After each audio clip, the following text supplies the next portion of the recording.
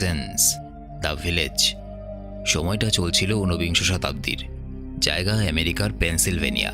কভিংটাউন নামে একটা জায়গা আছে যেখানকার একটা ছোট গ্রামে কিছু মানুষ থাকে, এবং তারা যে ঊনবিংশ শতাব্দীতে আছে সেটা তাদের জামা কাপড়ের ধরন দেখেই বোঝা যায়।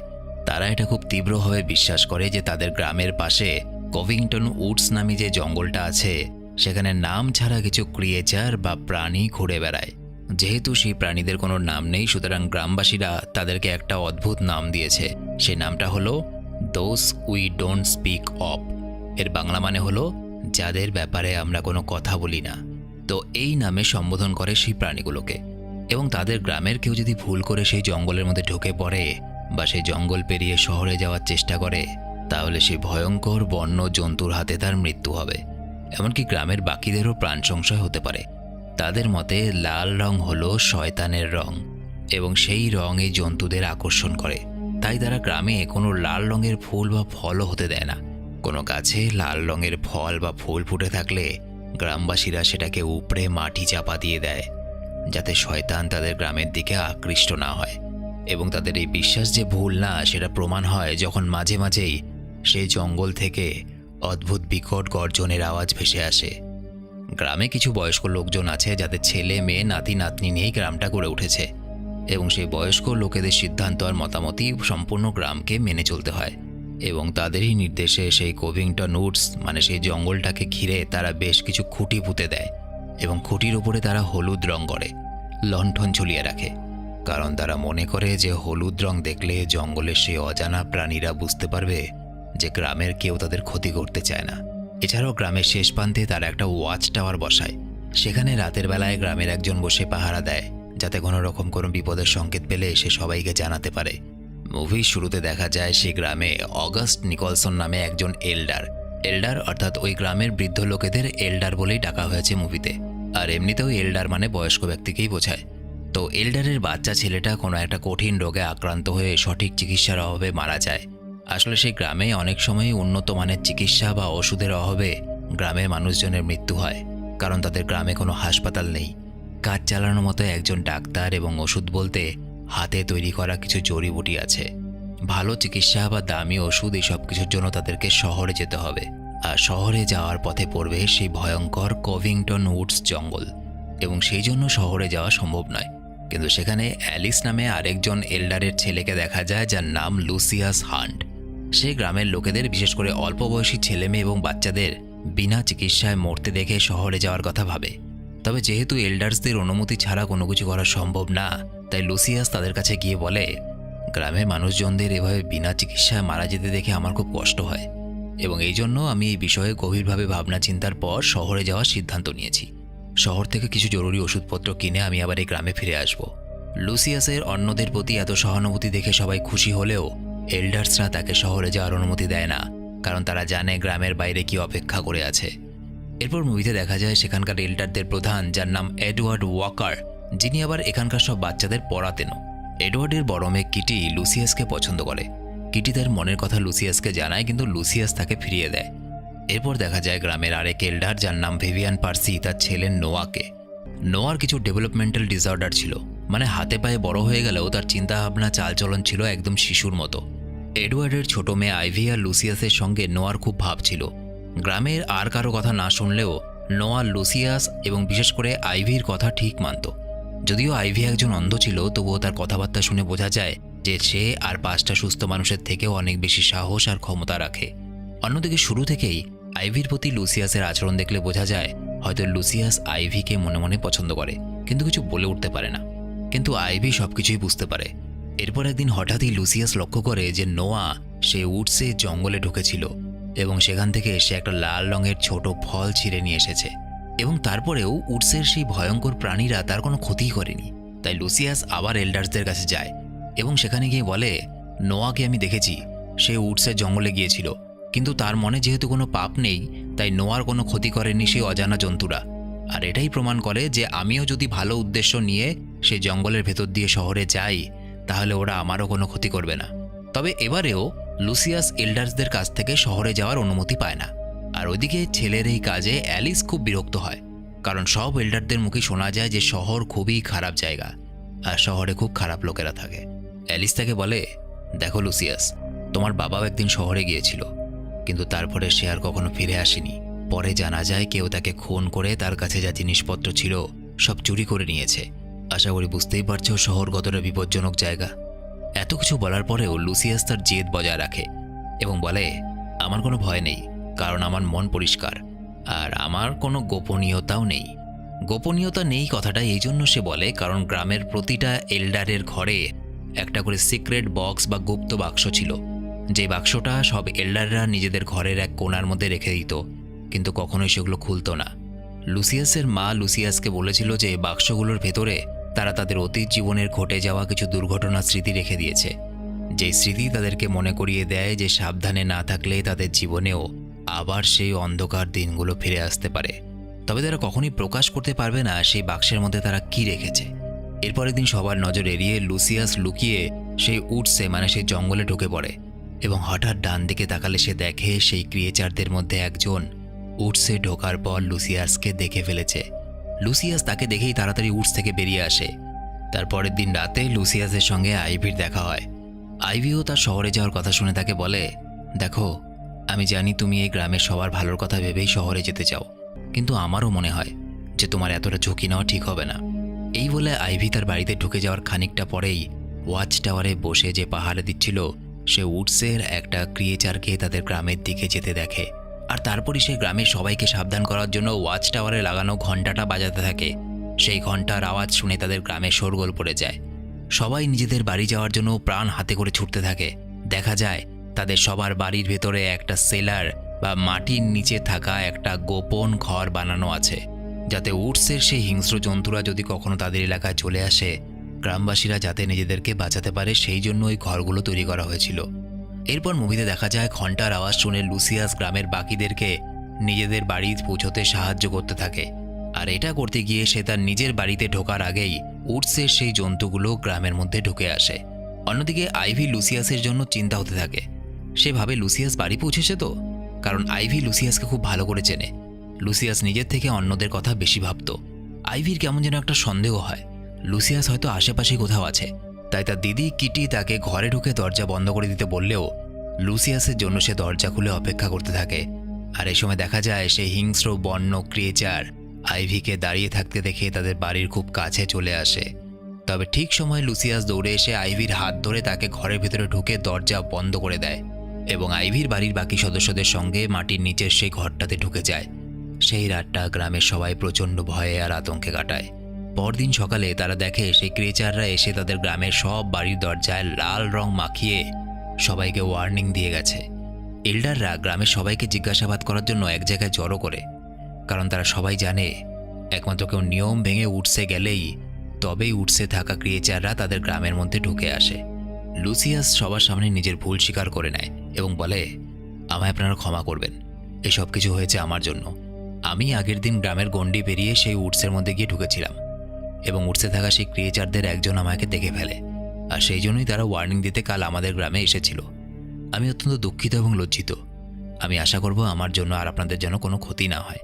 তবে এল্ডাররা বুঝতে পারে যে লুসিয়াস যা করেছে তার পেছনে কোনো খারাপ উদ্দেশ্য ছিল না, বরঞ্চ সে গ্রামের কথা ভেবেই বারবার নিজের প্রাণের ঝুঁকি নিয়ে শহরে যেতে চেয়েছে এবং এরপর লুসিয়াসকে তারা ক্ষমা করে দেয়। লুসিয়াস কিট্টির দেওয়া বিয়ের প্রস্তাবে রাজি না হওয়ায় কিট্টি সেই গ্রামেরই একটা ছেলে যার নাম ক্রিস্টফ, তার সঙ্গে তার সম্পর্ক তৈরি হয় এবং তারা বিয়ে করার সিদ্ধান্ত নেয়। তাদের বিয়ের দিন রাতে সবাই যখন নাচে গানে মেতে ওঠে তখন হঠাৎ করেই তারা দুজন বাচ্চার চিৎকার শুনতে পায়। সবাই বাইরে বেরিয়ে আসে আর সেই বাচ্চাগুলো এডওয়ার্ডকে বলে যে তারা আবার উডস থেকে একজন ক্রিয়েচারকে তাদের গ্রামে আসতে দেখেছে। এরপর যেখানে বিয়ের অনুষ্ঠান পালন করা হচ্ছিল সেখান থেকে সবাই তারা একসাথে বাড়ির দিকে এসে দেখে সেই ক্রিয়েচাররা তাদের খামার থেকে তাদের সব পশুদের বার করে তাদের মেরে ছাল ছাড়িয়ে কিছু পশুর দেহ তাদের বাড়ির দরজার সামনে ঝুলিয়ে দিয়েছে আর কিছু এখানে ওখানে ছড়িয়ে দিয়ে চলে গেছে। এর আগেও দু একটা পশুকে ওরা একইভাবে গ্রামের বিভিন্ন জায়গায় মরে পড়ে থাকতে দেখেছিল। এরপর সেদিন রাতে হঠাৎ করে ঘুম ভেঙে যায় আইভির। সে দেখে লুসিয়াস তাদের উঠানে এসে বসে আছে। আইভিও বেরিয়ে আসে এবং লুসিয়াসকে জিজ্ঞাসা করে, এত বাড়ির উঠান থাকতে তুমি হঠাৎ করে আমাদের বাড়ির উঠানে এসে বসে আছো কেন? তাহলে কি তুমি আমায় ভালোবাসো? আইভির মুখ থেকে এইসব কথা শুনে লুসিয়াসও প্রথমে আইভির কাছে স্বীকার করে নেয় যে সে তাকে ভালোবাসে এবং তারা ঠিক করে তারা বিয়েও করবে। এরপর তাদের বিয়ের ব্যাপারে গ্রামে জানাজানি হতেই সব ভয় ভুলে গ্রামবাসীরা আবার উৎসবের আমেজে মেতে ওঠে। আর দেখা যায় নোয়ার কানে আইভি আর লুসিয়াসের বিয়ের খবর পৌঁছতেই সে লুসিয়াসের বাড়ি চলে যায়। যেহেতু আইভি নোয়ার খুব কাছের, তাই হয়তো আইভির বিয়ের কথা শুনে তার একটু খারাপ লেগেছে। লুসিয়াস নোয়াকে বলে, আমি জানি তুমি আইভিকে পছন্দ করো, আইভিও তোমায় খুব পছন্দ করে, কিন্তু কি বলো তো, এসব কথা বলতে বলতেই পেছন ফিরে তাকাতেই নোয়া লুসিয়াসের পেটে আর বুকে ছুরি মেরে দেয়। আসলে নোয়া ভাবে যে লুসিয়াস আইভিকে তার থেকে কেড়ে নিচ্ছে এবং সেই জন্য সে লুসিয়াসকে প্রাণে মেরে ফেলার চেষ্টা করে। এরপর দেখা যায় নোয়া নিজেই বাড়ি গিয়ে তার মা বাবাকে নিজের রক্ত মাখা হাত দুটো দেখায়। এরপর গ্রামের সবাই খোঁজ করতে থাকে যে নোয়া কাকে আঘাত করেছে এবং আইভি লুসিয়াসের খোঁজ করতে করতে তার বাড়ি যায় এবং লুসিয়াসের বাড়িতে গিয়ে সে জানতে পারে যে নোয়া লুসিয়াসকে ছুরি মেরে প্রাণে মেরে ফেলতে চেয়েছিল। গ্রামের সবাই ভাবতে থাকে যে হয়তো নোয়ার মানসিক অবস্থার অবনতি হয়েছে, আর তাই তারা নোয়াকে একটা ঘরে বন্দি করে রাখে। অন্যদিকে ছুরির আঘাতে লুসিয়াসের অনেকটা রক্তক্ষরণ হওয়ার কারণে তার ইনফেকশন হয়ে যায় এবং গ্রামের ডাক্তার বলে যে লুসিয়াসের বেঁচে থাকার কোনো আর আশাই নেই। কিছু ওষুধপত্র যদি পাওয়া যেত তাহলে ইনফেকশনটাকে কমানো যেত আর লুসিয়াসও বেঁচে যেতে পারে। একথা শুনে আইভি লুসিয়াসকে বাঁচানোর জন্য মরিয়া হয়ে ওঠে। সে তার বাবার কাছে শহর থেকে লুসিয়াসের জন্য ওষুধ নিয়ে আসার অনুমতি চায়। এডওয়ার্ডেরও মনে হয় যে লুসিয়াসের মতো একজন ভালো মানুষের সাথে যা হয়েছে সেটা অন্যায়। যে অন্যায়, যে পাপের হাত থেকে বাঁচার জন্য তারা শহরকে বিপজ্জনক মনে করে, এই গ্রামে থেকে সেই ধরনেরই অন্যায় হয়েছে লুসিয়াসের সঙ্গে। তাই সে গ্রামের সবার ইচ্ছের বিরুদ্ধে গিয়ে আইভিকে শহরে যাওয়ার অনুমতি দিয়ে দেয়। তবে তার মনে হয় যে শহরে যাওয়ার আগে উডস সম্বন্ধে কিছু সত্যি কথা আইভির জেনে রাখা দরকার। তাই সবার নজর এড়িয়ে এডওয়ার্ড আইভিকে তাদের গ্রামের এক প্রান্তে একটা বড় বাড়িতে নিয়ে আসে। আর এখানে চমকে দেওয়ার মতো একটা ঘটনা দেখা যায় উডসে জঙ্গলে সেই হিংস্র ক্রিয়েচাররা যাকে দেখে গ্রামবাসীরা ভয় পায়, তারা আর কেউ না, তারা হলো সেই গ্রামেরই এল্ডাররা, অর্থাৎ বৃদ্ধ মানুষেরা। গ্রামের এল্ডাররাই এই ধরনের অন্যরকম দেখতে প্রাণীর পোশাক পরে উডসের সেই ক্রিয়েচার বা জন্তু সেজে থাকার নাটক করত, যাতে কোনো গ্রামবাসী সেই জঙ্গল পেরিয়ে শহরে যাওয়ার সাহস না দেখায়। এবার প্রশ্ন হলো কেন এই অদ্ভুত জন্তুদের মতো পোশাক পরে নিজেদেরই গ্রামবাসীদেরকে ভয় পাইয়ে রাখত ওরা? কেনই বা তাদেরকে শহরে যেতে দিত না? সেই ঘরে নিয়ে গিয়ে এডওয়ার্ড আইভিকে সেই পোশাকে হাত দিয়ে দেখায়। আইভি অবাক হয়ে যায়। সে এডওয়ার্ডকে নানা প্রশ্ন করে, তাহলে সেই উডসের জঙ্গল থেকে ভেসে আসা ওই বিকট চিৎকার, ওই পশুদের মতো আচরণ, এগুলো সব তোমরা করতে? এটা কেন করলে বাবা? এত বড় মিথ্যে কথাটা তোমরা গ্রামের সবাইকে কেন বললে? কেনই বা ভয় পাইয়ে রাখো সবাইকে? এডওয়ার্ড বলে, এত কথা বলার সময় আমাদের হাতে নেই আইভি, শুধু এতটুকু জেনে রাখো, এই গ্রামে প্রত্যেকটা এল্ডারের জীবনে কিছু না কিছু দুর্ঘটনা ঘটেছে, আর সেই অতীতের দুর্ঘটনা তাদের জীবন থেকে কোনো না কোনো প্রিয়জন মানুষকে কেড়ে নিয়েছে। তাই তারা পৃথিবী থেকে নিজেদেরকে আলাদা করে নিয়েছে, যাতে তাদের বাকি প্রিয়জনেরা সুরক্ষিত থাকে। আর তার জন্য যত দূর পর্যন্ত যেতে হয়, যা যা করতে হয়, আমরা সব কিছুই করেছি, যাতে আমাদের কোনো প্রিয়জনকে হারাতে না হয়। তুমি যাও, লুসিয়াসের জন্য ওষুধ কিনে নিয়ে এসো। তোমার সাথে গ্রাম থেকে আমি আরও দুজনকে পাঠাবো, কিন্তু মনে রেখো এই কথাগুলো যাতে অন্য কেউ জানতে না পারে। গ্রামের বাকি এল্ডাররা কিন্তু এডওয়ার্ডের এই সিদ্ধান্তে খুশি হয় না, কারণ তারা ভয় পাচ্ছিল যে তাদের এতদিনে তপস্যা বৃথা হয়ে যাবে। কারণ যদি আইভি নিরাপদভাবে শহরে গিয়ে ওষুধ নিয়ে আবার গ্রামে ফিরে আসে, তাহলে গ্রামের সবাই বুঝে যাবে যে উডসে জঙ্গলে যে জন্তুগুলো থাকে সেগুলো মোটেও ক্ষতিকারক নয়, বা পরবর্তীতে আইভির দেখা দেখি অন্য সবাইও শহরের দিকে যেতে পারে। এই ভয় পাচ্ছিল এল্ডাররা। তো যাই হোক, এরপর এডওয়ার্ডের কথা মতো আইভি গ্রামের দুজন ছেলের সঙ্গে উডসে যায় এবং কিছু দূর যাওয়ার পরে ক্রিয়েচারদের ভয়ে তারা আইভিকে রেখে সেখান থেকে চলে যায়। আইভি ভেবে নেয় এটা তার একার লড়াই। নিজের ভালোবাসার মানুষটাকে মৃত্যুর মুখ থেকে ফিরিয়ে আনার জন্য প্রয়োজনে তাকে একাই লড়াই করতে হবে, সুতরাং তাকে একাই পথ চলতে হবে। তবে উডসের ভেতরে একটা গভীর গর্ত ছিল, আর আইভি যেহেতু চোখে দেখতে পেত না, তাই সে উডসের ভেতরে চলতে চলতে একসময় কাদায় পিছলে সেই গর্তের মধ্যে পড়ে যাচ্ছিল। কিন্তু যে শুরুতেই বলেছি, আর 5টা সাধারণ মানুষের থেকে আইভির মনের জোর অনেকটাই বেশি। সে গর্তের দেওয়ালে গাছপালা যা গজিয়েছিল সেই সব ধরে আইভি ওপরে উঠে আসে, কিন্তু উঠে আসার পর সে কোনো একটা প্রাণীর গর্জন শুনতে পায়। আইভি ভয় পেয়ে যায়। সে নিজেকে নিজে বলতে থাকে, না না, এই উডসে কোনো ক্রিয়েচার থাকে না, এই সব কিছুই হচ্ছে আমার মনের ভুল। কারণ আমি তো জানি এই উডসে এল্ডাররাই এসব জন্তু সেজে সবাইকে ভয় দেখায়। তবে এমন সময় পেছন থেকে এল্ডাররা যে ধরনের পোশাক পরে মানুষকে ভয় পাওয়ায়, সে একই পোশাক পরে কেউ আইভির উপরে ঝাঁপিয়ে পড়ে, কিন্তু আইভিকে ধরতে পারে না। এরপর আইভি বুদ্ধি করে দৌড়ে সেই গর্তের সামনে এসে দাঁড়ায় এবং পেছন থেকে সেই ক্রিয়েচারের পোশাক পরা লোকটা আইভিকে ধরতে গিয়ে বেকায়দায় সেই গভীর গর্তের মধ্যে পড়ে যায়। পরে দেখা যায় সেই ক্রিয়েচারের পোশাক পরে আইভিকে শহরে যাওয়া আটকাতে এসেছিল নোয়া। আসলে নোয়ার মা বাবা তাদের বাড়ির মেঝের নিচে একটা জায়গায় তাদের ক্রিয়েচার সাজার পোশাকটা রেখেছিল, আর নোয়া এটা জানতে পেরেছিল। সেই পোশাকটা বের করে নোয়া উডসের জঙ্গলে চলে আসে আইভিকে ভয় দেখানোর জন্য, যাতে আইভি ওষুধ কিনতে শহরে যেতে না পারে। আইভি আবারও শহরে যাওয়ার জন্য উডসের মধ্য দিয়ে এগোতে থাকে, আর অন্যদিকে আইভির মা বাবা সবার চোখের আড়ালে তাদের সেই সিক্রেট বক্সটা খোলে।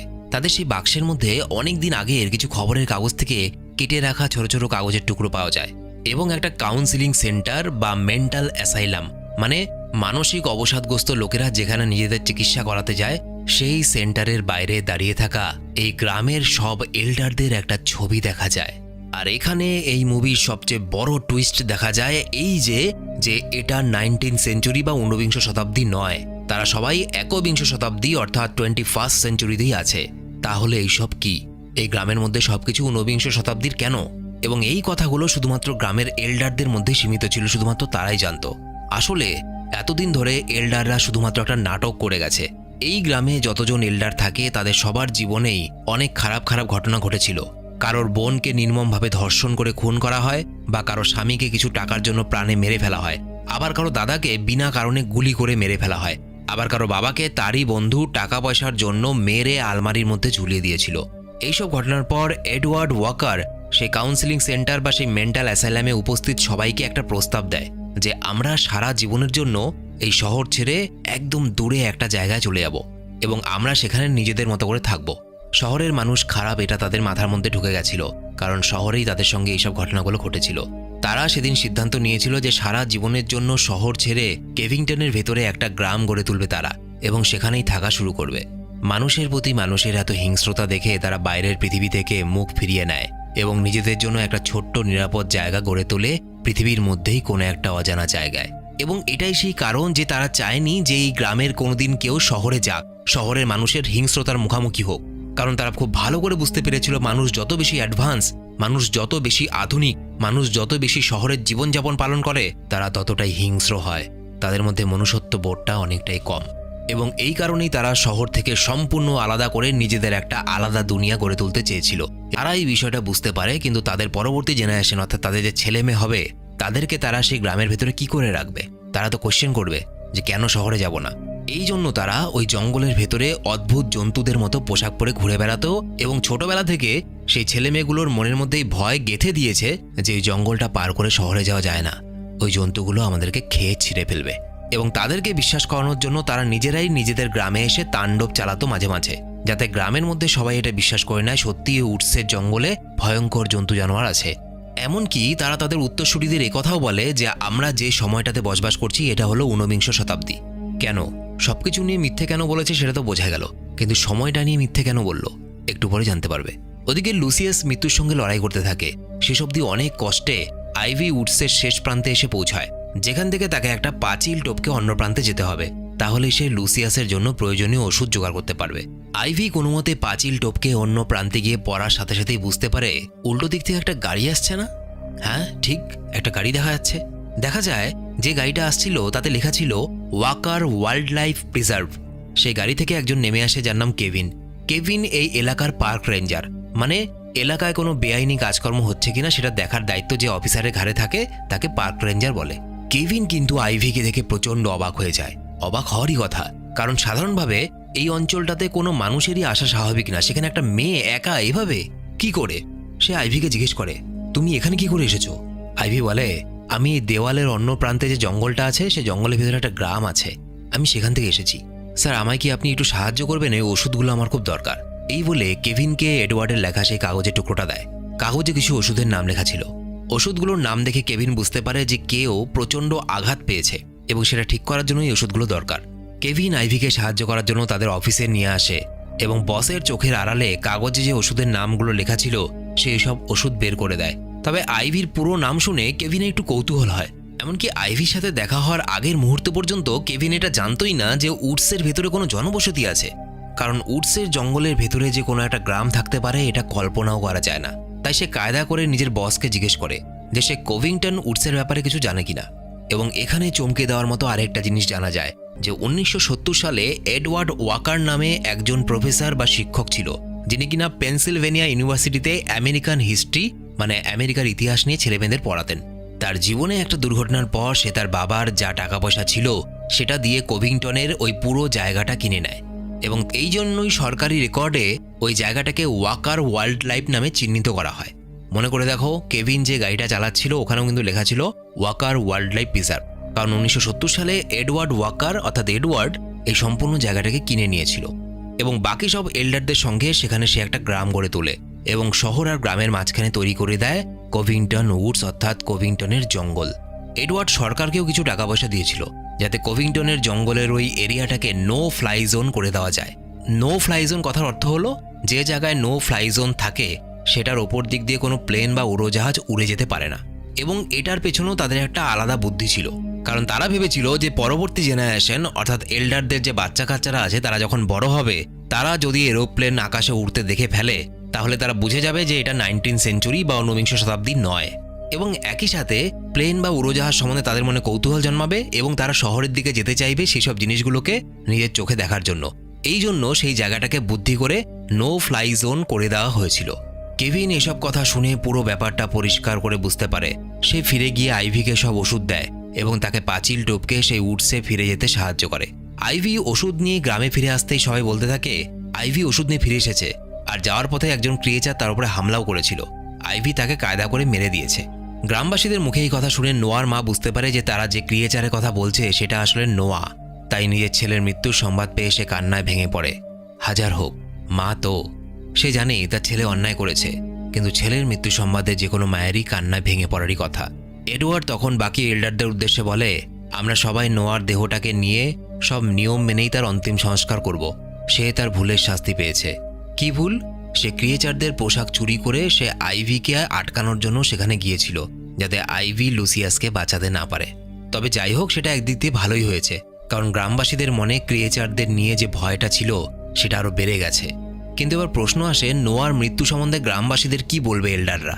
এল্ডাররা ঠিক করে যে আমরা গ্রামবাসীদেরকে নোয়ার মৃত্যু সম্বন্ধে বলবো যে নোয়া ভুল করে উডসে ঢুকে পড়েছিল এবং উডসে থাকা সেই ক্রিয়েচাররা নোয়াকে শাস্তি দিয়েছে। মুভির শেষ দৃশ্যে দেখা যায় আইভি সেই ঘরটাতে আসে যেখানে লুসিয়াস ছিল এবং লুসিয়াসের একটা হাত ধরে তাকে বলে, লুসিয়াস আমি ফিরে এসেছি, এবং এখানে মুভিটা শেষ হয়ে যায়।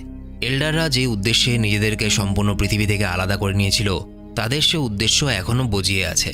এখনও গ্রামবাসীরা সেই ক্রিয়েচারের ভয়ে আর কেউ বাইরে বেরোয় না। তারা সবাই এটাই মনে করে সে উডসের জঙ্গলে বিভিন্ন ভয়ঙ্কর জন্তু আছে।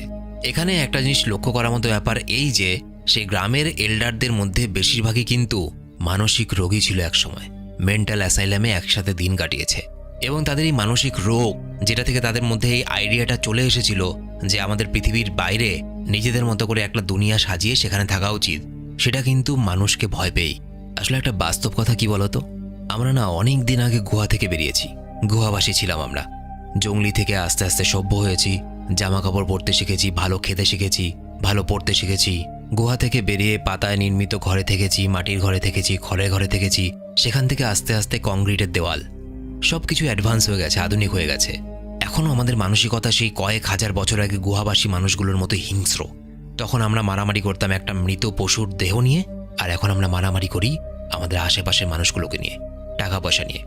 আমরা নিজেদের স্বার্থে মানুষকে খুন করি, আমাদের কাম বাসনা মেটানোর জন্য নারীকে ধর্ষণ করি, আমাদের স্বার্থের জন্য চুরিচামারি করি, কাউকে ফাঁসিয়ে দিই, হিংসা করি। মানুষের থেকে খারাপ আর হিংস্র প্রাণী হয়তো জঙ্গলের প্রাণীগুলোও নয়। এবং মুভিতে এটাই দেখানো হয়েছে যে কয়েকটা মানুষ যখন সমাজ ছেড়ে চলে যায়, কিসের ভয়ে? কোনো জীবজন্তুর ভয়ে নয়, শুধুমাত্র মানুষেরই ভয়ে। মানুষের হাত থেকে রক্ষা পাওয়ার জন্যই তারা পৃথিবীর থেকে সম্পূর্ণ আলাদা করে নিয়েছিল নিজেদেরকে। এই মুভিটার একটা মানে হলো এটা যেটা বললাম। আরেকটা দিক থেকে মুভিটাকে দেখা যায় যে তুমি যেখানেই যাও না কেন, খারাপ ভালো সবকিছু মিলিয়েই মানুষ থাকে। দেখো, একটা জিনিস লক্ষ্য করে, যদিও এল্ডাররা সমস্ত পৃথিবী থেকে নিজেদেরকে আলাদা করে নিয়েছিল, তবুও কিন্তু সেখানে নোয়ার মতো খারাপ মানুষও ছিল। অর্থাৎ যতই খারাপকে ঝেড়ে ফেলো না কেন, খারাপ ভালো কিন্তু সবকিছু তোমার মধ্যেই আছে। তোমাকে নিজেকে চুজ করতে হবে, তুমি কোন পথে চলবে, তুমি কোনটাকে মেনে নেবে, চয়েসটা তোমার। তো আজকে ভিডিওটা এতটুকুই। ভিডিওটা ভালো লেগে থাকলে শুধুমাত্র একটা লাইক করে দিও, তাহলেই হবে। আর তোমরা আমার সাথে সরাসরি কথা বলতে পারো ফেসবুক, ইনস্টাগ্রামের লিঙ্ক ভিডিওর নিচে ডেসক্রিপশনে দেওয়া আছে। আর ভিডিওটা কেমন লাগলো অবশ্যই কমেন্ট করে জানাবে। দেখা হচ্ছে পরের ভিডিওতে। বাই।